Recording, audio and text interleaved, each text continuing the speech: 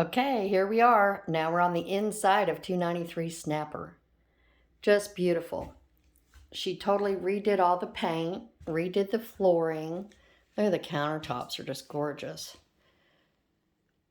It's a tankless hot water heater, which is wonderful for never-ending hot water.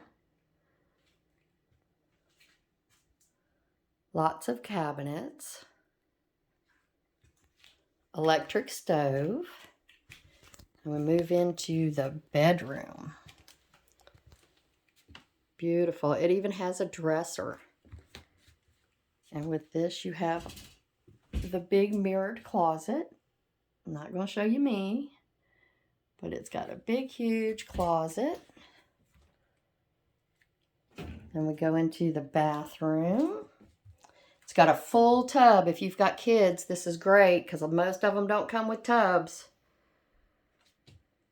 And again, lots of cabinet and storage in here. Pocket doors, so you don't have all those doors opening and closing. Beautiful home. It is just ready to move into and enjoy your summer.